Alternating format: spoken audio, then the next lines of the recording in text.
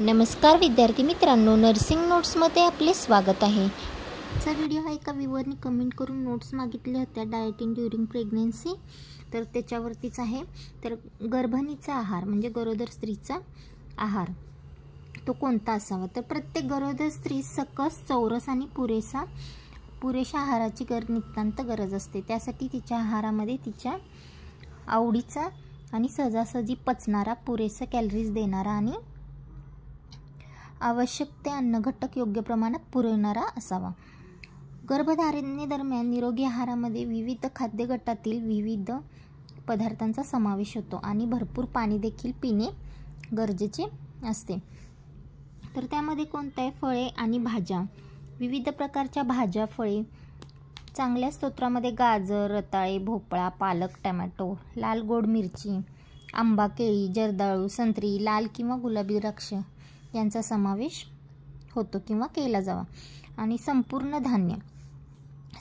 धान्य आणि उच्च फायबर्स पर्याय जसे की ओटचे जाडे भरडे पीठ, संपूर्ण धान्य ब्रेड आणि तपकिरी तांदूळ। प्रथिनांमध्ये बघूया, पातळ मांस आणि चिकन, अंडी, सी फूड्स, बीन्स आणि मसूर, नट आणि बिया आणि टोफू। त्याचप्रमाणे तेल, seafood, avocado and nuts यासारख्या पदार्थांमध्ये वनस्पती तेल, ऑलिव्ह तेल। आयोडीनचाही समावेश असावा। प्रसवपूर्व मल्टीविटॅमिन्स, मल्टीमिनरल सप्लिमेंट घेणे, त्यात दररोज किमान 150 मायक्रो mg आयोडीन असते। जस्त गर्भधारणेदरम्यान झिंकचे सेवन 10 मिलीग्रॅम दिवस वरून 12 मिलीग्रॅम दिवस म्हणजे वाढत गेले, 10 वरून 12 मिलीग्रॅम पर्यंत घ्यावे। विटॅमिन्स, संपूर्ण गर्भधारणेदरम्यान विटॅमिन्स युक्त पदार्थ घेणे। दारू, गर्भधारणेदरम्यान अल्कोहोल पिणे टाळावे। तर या सगळ्या पॉईंट्समध्ये तुम्हाला आणखी कोणते कोणते स्रोत आहेत, म्हणजे फळे आणि भाज्यामध्ये कोणतं घ्यावं, तर ते तुम्ही वाढवून लिहू शकता। संपूर्ण धान्यामध्ये वाढवून लिहू शकता। प्रथिने कशात असतात ते पण, त्याचा पण समावेश करू शकता। आयोडीन कसं मिळतं ते पण लिहू शकता, त्याचं फायदे ते पण लिहून तुम्ही त्या नोट्स वाढवू शकता।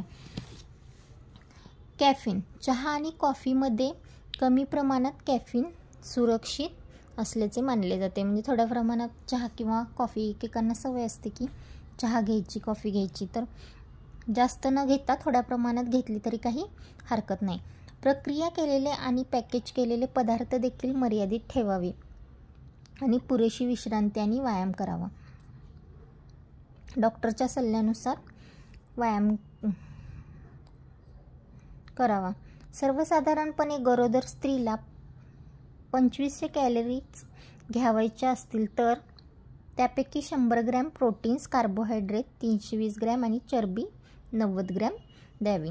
तर त्याचं कॅल्क्युलेशन इथं दाखवलं आहे। प्रोटीन्स, कार्बोहायड्रेट, चरबी एकूण हे लिहू शकता किंवा नाही लिहिलं तरी चालेल, पण नोट्स वाढल्या जातात म्हणून हे ॲड केलं आहे। पाणी, अन्ना एवढेच पाण्याचेही शरीरात महत्त्व आहे, तेव्हा गरोदर स्त्रीला दररोज 3 ते 4 मोठे तांबे भरून पाणी पिण्यास सांगावे। कॅल्शियम, फॉस्फरस, विटॅमिन्स, फळे, भाज्या, आयोडीन तसेच डॉक्टरांनी दिलेले सप्लिमेंटचा समावेश करणे गरजेचे असते। तर हे आहे शॉर्ट नोट। टिपा ह्यामध्ये असा प्रश्न आला तर तुम्ही हे लिहू शकता। आता याच्या पुढील जो व्हिडिओ आहे ते मी लवकरच अपलोड करील। त्यापूर्वी माझ्या चॅनलला लाईक, सबस्क्राईब आणि शेअर, कमेंट्स करायला विसरू नका। थँक्यू।